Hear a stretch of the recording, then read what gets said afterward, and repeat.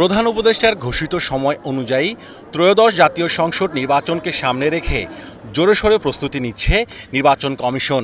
দু-একদিনের মধ্যে ভোটের সম্ভাব্য সময় বা তারিখ ঘোষণা করতে পারেন প্রধান উপদেষ্টা।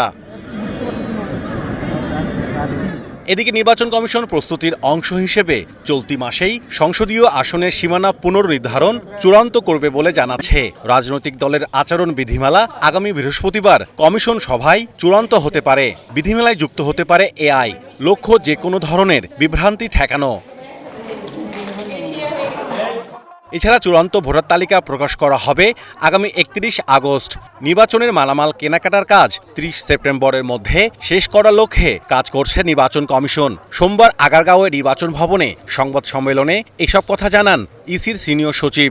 আমরা জাতীয় নির্বাচনকে টার্গেট করে নিচ্ছি। আমাদের তো প্রধান উপদেষ্টা যে টাইমলাইনটা দিয়েছেন সেই অনুযায়ী কাজ করছি। তো জাতীয় নির্বাচনকে কেন্দ্র করে যে সংশোধনী বা যে কার্যক্রমটা এইভাবে আমার মনে হয় না যে আমাদেরও তো গোছানোর সময় দিতে হবে। একটু একটু করে গুছিয়ে নিয়ে আসছি, আপনাদেরকে জানাচ্ছি। যেগুলো হয়ে গেছে সেগুলো না বলছি, যেগুলো চলমান আছে সেগুলো না বলছি, এবং আমাদের ভবিষ্যতে কি আসতেছে সেটাও বলছি। ইসি সচিব বলেন, নির্বাচনের প্রস্তুতি দেখতে ইউরোপীয় ইউনিয়নের 7 সদস্যের একটি প্রতিনিধি দল সেপ্টেম্বরের মাঝামাঝিতে ঢাকায় আসবেন। ইউরোপিয়ান ইউনিয়নের একটা pre election observer team mid of September ওনারা ভিজিট করবেন। 3 জন বিদেশি আর 4 জন স্থানীয়, সব মিলিয়ে 7 জন।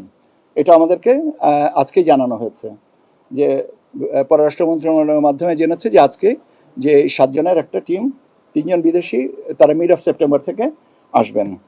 রোববার এনসিপি প্রধান নির্বাচন কমিশনারের সঙ্গে বৈঠকের পর নির্বাচন কমিশনকে মেরুদণ্ডহীন বলে মন্তব্য করেন। এর জবাব দেন কমিশন সচিব।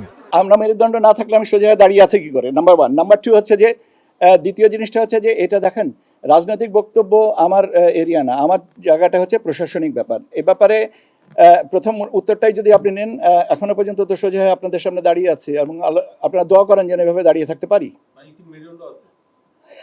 আমি যদি ইসির অংশ হয়ে থেকে থাকি, তাহলে তো আপনাদের সামনে দাঁড়িয়ে থাকাটা কি প্রমাণ করে না যে আমার মেরুদণ্ড আছে?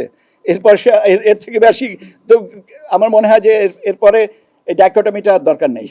প্রস্তুতি সম্পন্ন হলেই নির্বাচনের তফসিল ঘোষণা করা হবে বলে জানান নির্বাচন কমিশন সচিব। রাজনৈতিক দলের মাহমুদুল হাসান, স্টার নিউজ, ঢাকা।